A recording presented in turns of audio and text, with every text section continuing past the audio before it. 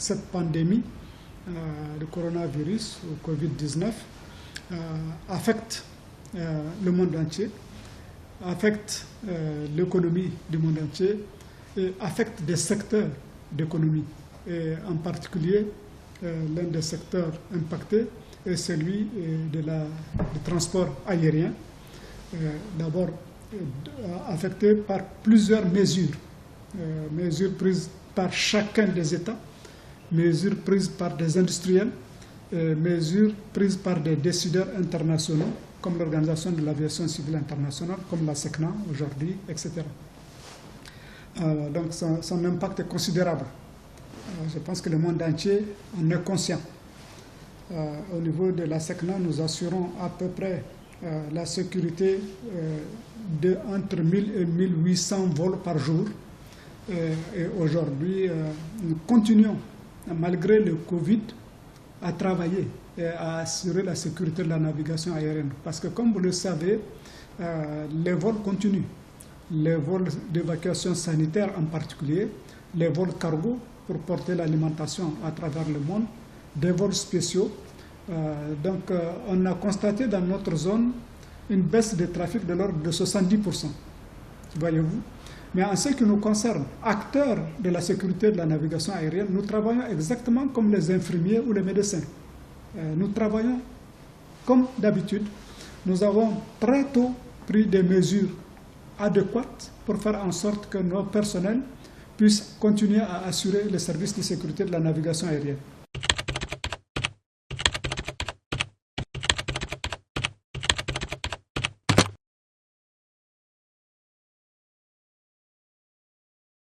La SECNA avait une particularité, justement, c'est qu'elle n'avait pas de frontières aériennes. Nous avons 16 millions de kilomètres carrés, mais qui aujourd'hui, de par les décisions qui ont été prises, n'empêchent pas à la SECNA de poursuivre sa mission de sécurité aérienne, malgré les mesures prises individuellement par chacun des États. Nous avons les composantes de sécurité aérienne pour le survol. Pour le survol, les États continuent à donner les autorisations de survol pour tous les avions qui sont autorisés, ça veut dire les évacuations sanitaires, les avions cargo, etc., et même des vols spéciaux particuliers. Et tant que les États donneront ces autorisations, nous sommes présents pour assurer la sécurité des avions. En dehors de cela, il y a aussi la sécurité dans l'espace inférieur, c'est-à-dire dans chacun des territoires.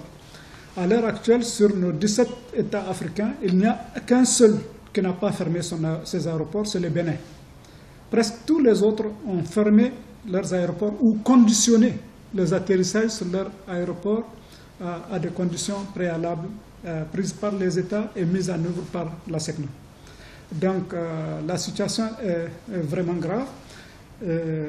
Comme je l'ai dit, le caractère de notre travail fait que pour nous, le Covid, nous le gérons exactement comme les médecins gèrent les malades du Covid. Nous ne pouvons pas abandonner nos postes de travail parce qu'il y a le Covid. Donc tous les agents de la SECNA, les contrôleurs aériens que vous connaissez, les ingénieurs et les techniciens de maintenance, les ingénieurs prévisionnistes météo, tout ce monde-là continue à travailler. Nous avons trouvé un mécanisme qui permet d'assurer ce travail dans le contexte du Covid.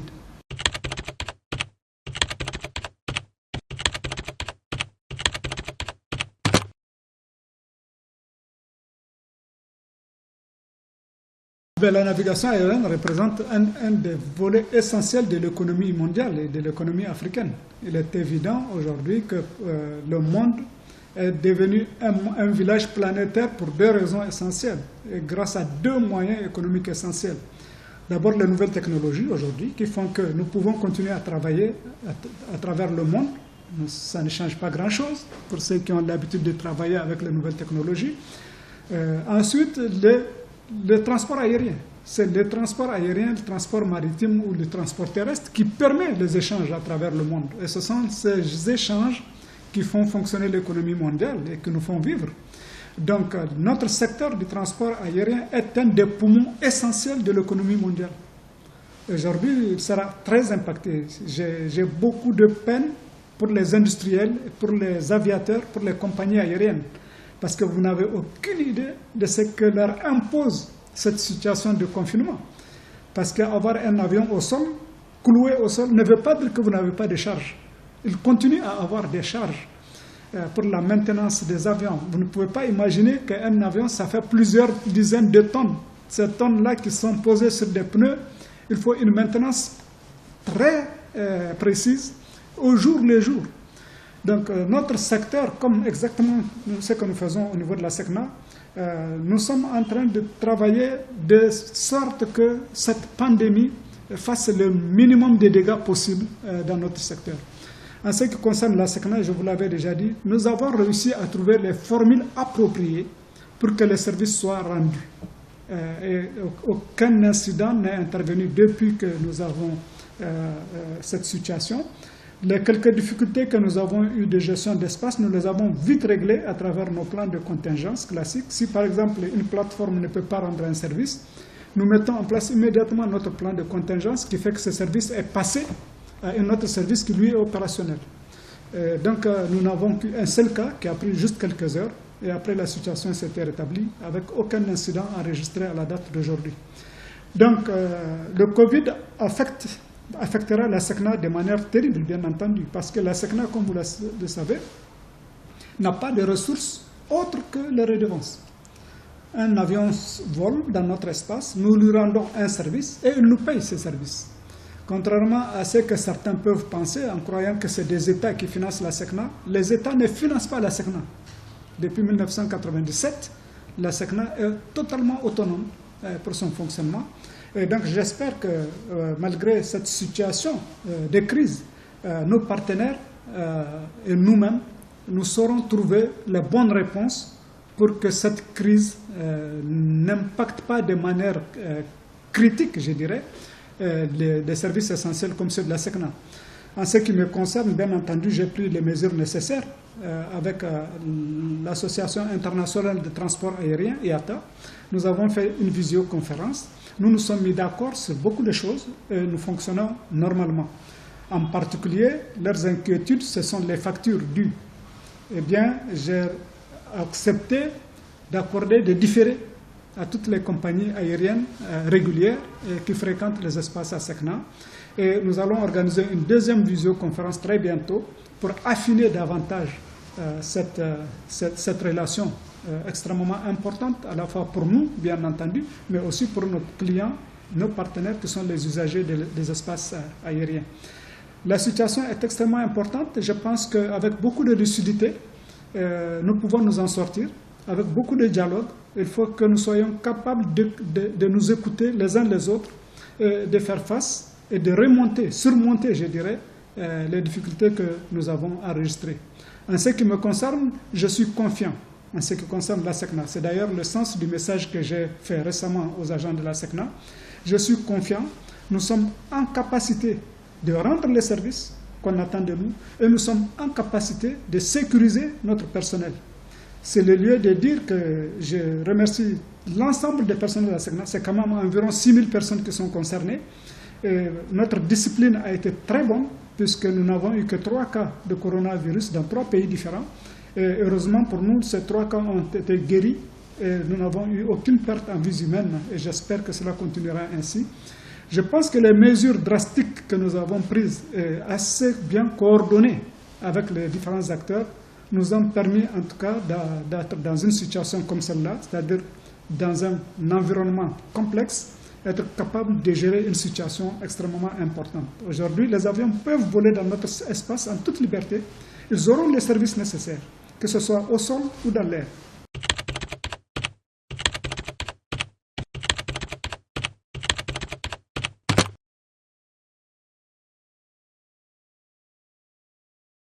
En ce qui concerne les aspects opérationnels, il n'y a pas eu d'interruption à la SECNA.